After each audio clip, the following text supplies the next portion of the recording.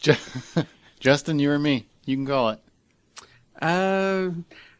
Why don't you go first? All right. You want to end on the happy notes? We'll try and end on a higher note. All right. Well, I think you'd probably be surprised with mine, but I concur with the other with these two. I think there's a lot of great ideas in the movie. I really think that some of the concepts that are in the movie are great. I am not like Brian and Scott.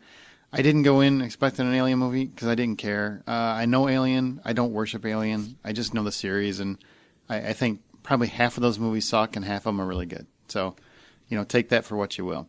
That said, going in, I knew that there was some feature of Alien, but I really didn't care to what degree it was, me personally. Now, Damon Lindelof, obviously I have an issue with a series he had, but that really wasn't my issue.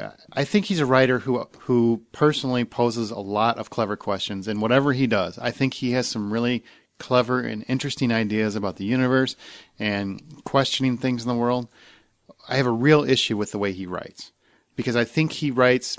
Unfortunately, there's some writers I think that write exceptionally well at making things ambiguous so that you are just entranced with curiosity. You know what I'm saying? Where I'll figure this out in my head. I don't understand, and you just want to put the pieces together. He does things to infuriate people. Mm-hmm. I feel like sometimes, and I'm not saying he's a bad writer because I have seen things that he's done very well, but several times when he takes on huge themes, he seems to, in my opinion, write as though he's smarter than everyone he's writing for. And he's trying to make things as vague as possible so that they can be taken in several.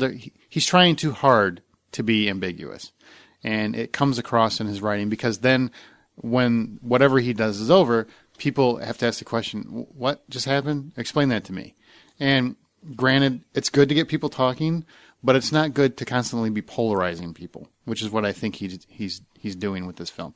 There's been a lot of scuttle on the internet about how this is one of those movies where some people are saying it's stupid and some people are saying, oh, you just don't get it, to the stupid people.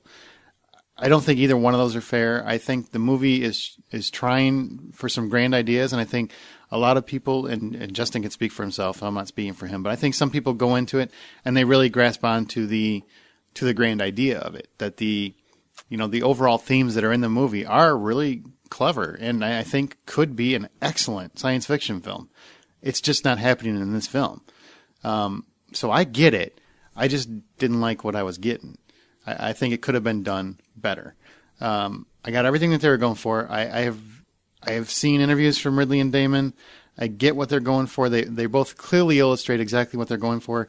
I don't think the film actually delivered that.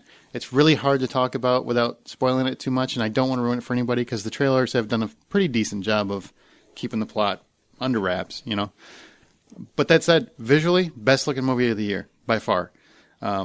Just looks beautiful. Every shot looks like Ridley's heart was into it.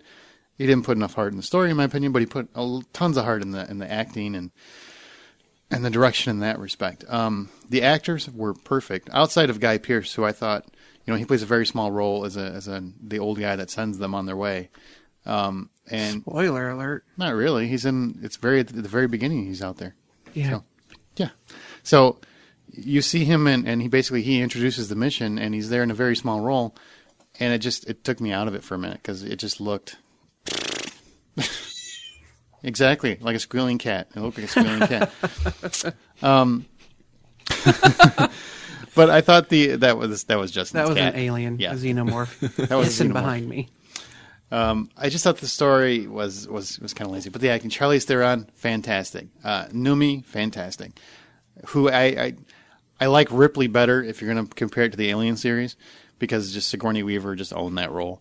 But I like Numi. I think she was somebody that was a strong female lead without having to be like the strong hero. But she manages to take things into her own hands without being an action hero. You know what I mean? She reminded me a lot of Sigourney from the first Alien, to be honest with you.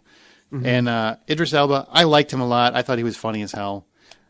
And everybody else was pretty okay, except for that guy that looks like Tom Hardy, who I don't know what his name is because I don't care. He had one really good line. Yeah, what's that?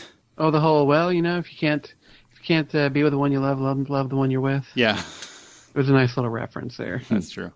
And one thing with Guy Pearce in that character, in that role, I don't understand why to have that actor in that role, because he's obviously playing an elderly guy, way too much makeup, way overdone in makeup.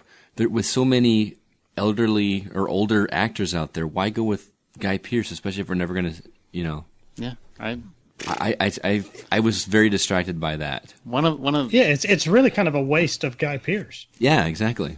I don't think a lot of people would even know that was Guy Pearce if I hadn't seen. There's got to be some old guys looking for a job right now. Yeah. Christopher Plummer isn't doing all plays. They're angry right next to the little people who didn't get cast in Snow White. Excellent point. So to wrap mine up, visually best looking movie of the year, wonderfully acted. I just simply thought the storytelling was a little lazy, in my opinion. So I gave it 6 out of 10, almost exclusively due to the acting and technical achievements. I appreciate their attempt at trying something deeper, even if I don't think they quite went there. Justin?